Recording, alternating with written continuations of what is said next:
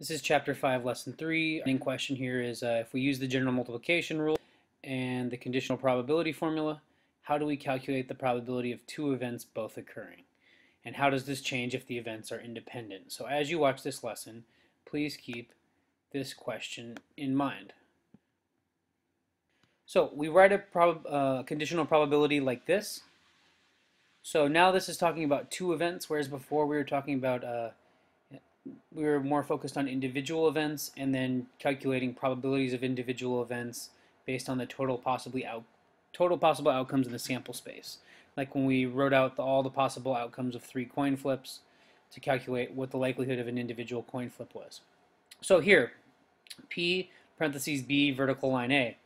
Read the vertical line as given.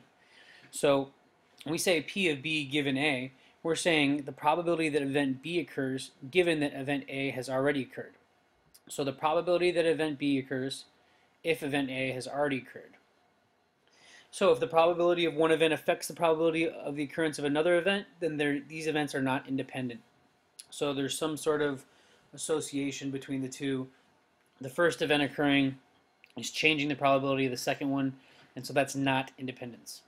So a conditional probability can relate to a conditional distribution, since it's the probability of the value of one variable given the specific value of the first variable.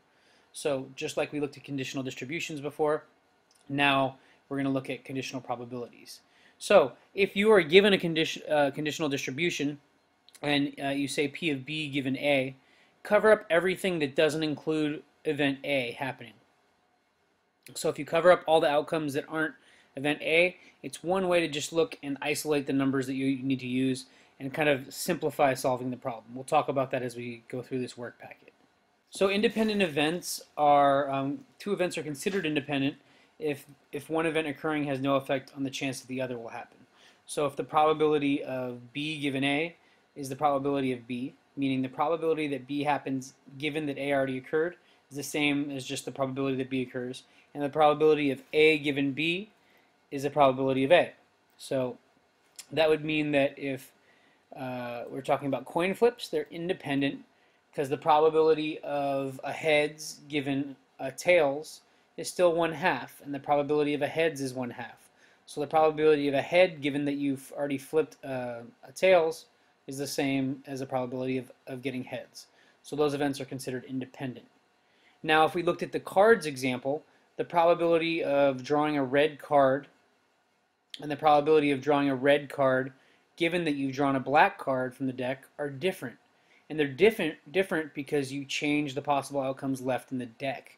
The deck would then be missing one card, and that would change the probability of a red card given that you already drew a black. So the probability of drawing a red card is 26 out of 52, or 1/2.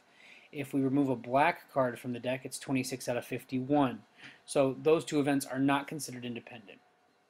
Rolling a dice, 2 rolls of the die are independent from each other.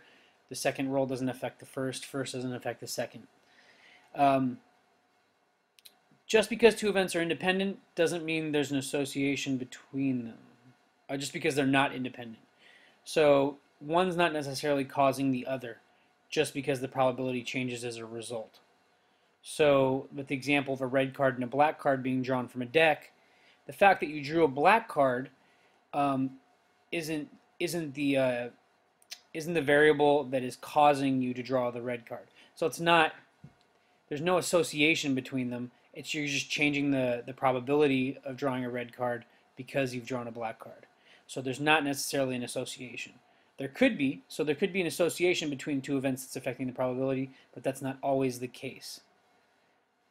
As the difference between the two probabilities is bigger or more substantial, then it becomes more and more likely that there is an association. Now a huge part of this lesson is looking at tree diagrams.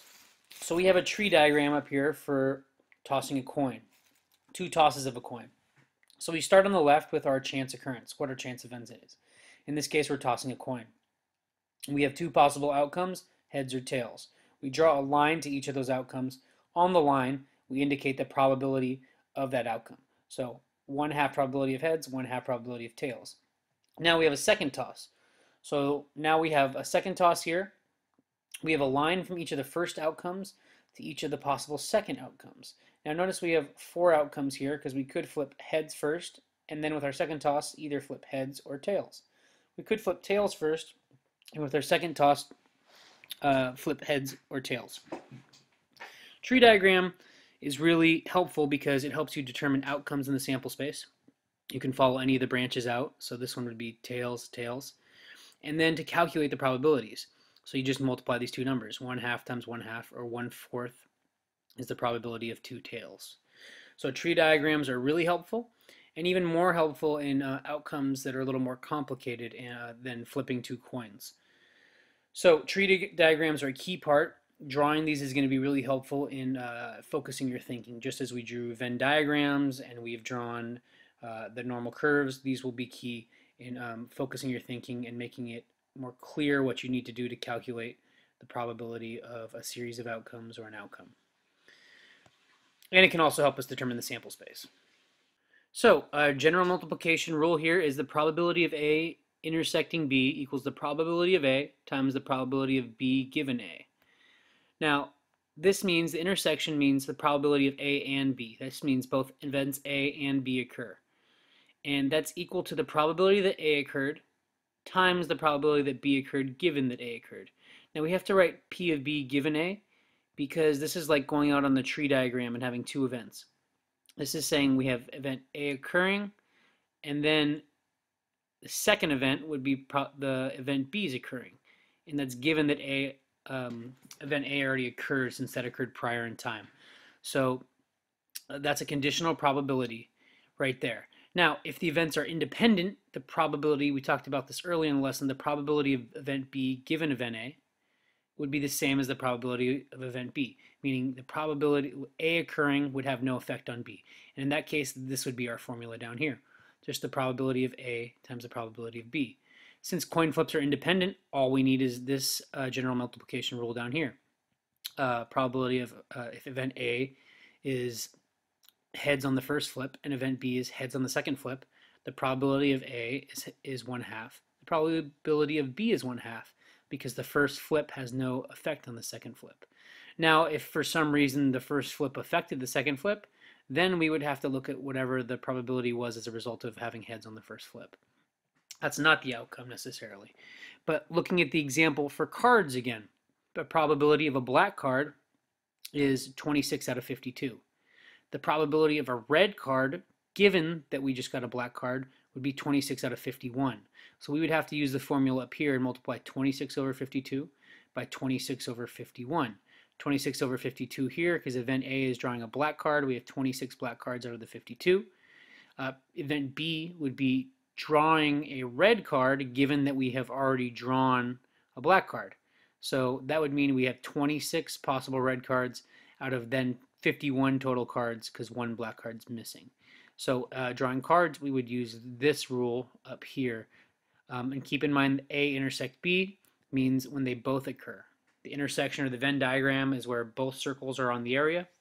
When we replace it with a word, we could replace intersects with and. So the probability that both A and both B occur. So in words, we're stating for both events to occur, first one event has to occur, and then, given that that has occurred, the second must occur. So you're looking at what happens in a series of time. If they're independent, then the probability of event B, which comes second, isn't affected at all by event A. But if they're not independent, then you have to use the formula up here, where the probability of B given A is multiplied by the probability of A, since event A occurred first. Now, if we're finding the probability of event A occurring at least once in a series of repetitions, then it's usually easier to use the complement rule. So we talked about the complement rule in a number of examples in the 5.2 packet. Some of them we didn't need to calculate it that way. Some of them it ended up being a little more complicated that way, but we went over it because there are some occasions where it's much easier to use the complement. So the probability of at least one event A would be 1 minus the probability of that event not occurring.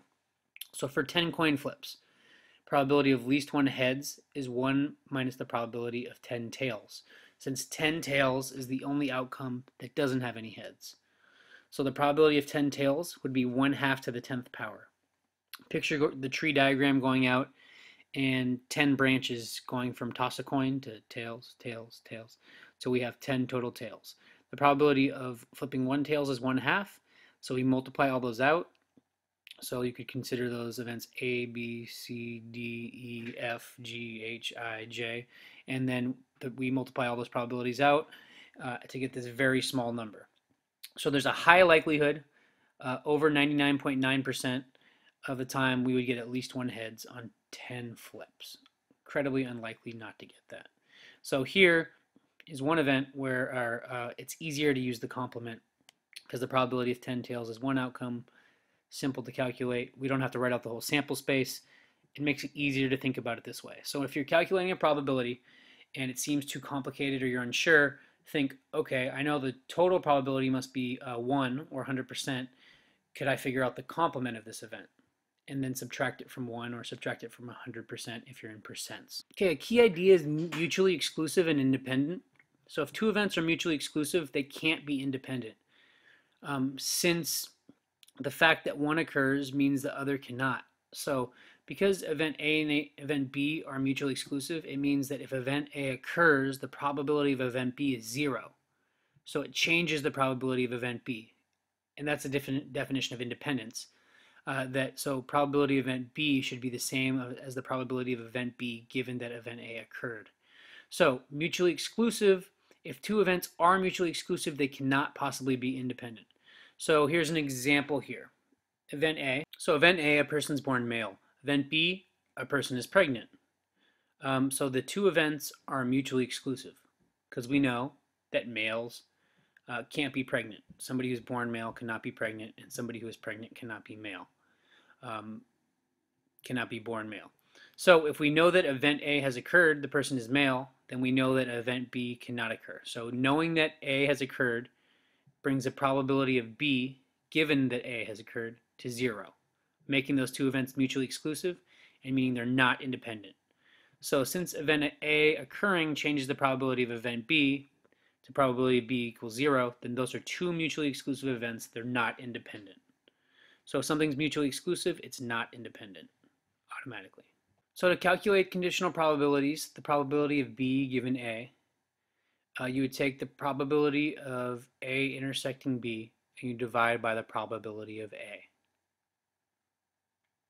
So again, the probability of event B given A, that means the probability that this event B occurs given that A has already occurred, equals the intersection of the two events divided by the probability of A.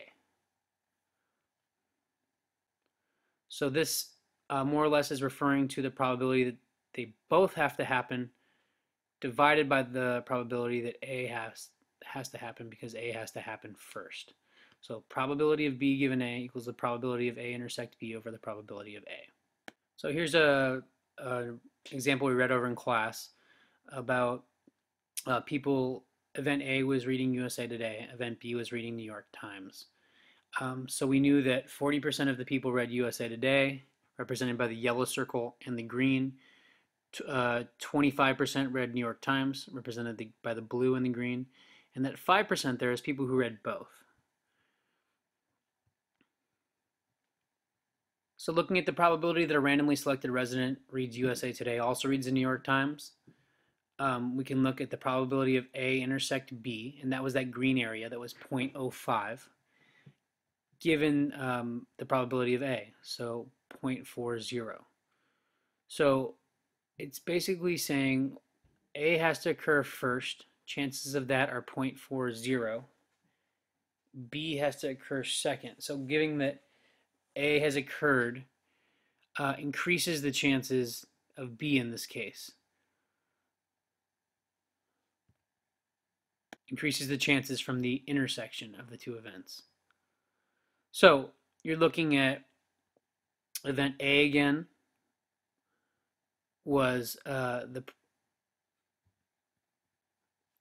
reading USA Today. Event B was reading New York Times. The intersection was here. That's that 5%, 0.05 in the numerator, 0.40 in the denominator was the whole circle to calculate that conditional probability. Here's your multiple choice. An athlete suspected of using steroids gets two tests that operate independently of each other. meaning one has the null effect on the other. Test A has a probability of 0.9 of being positive if steroids have been used. Test B has a probability of 0.8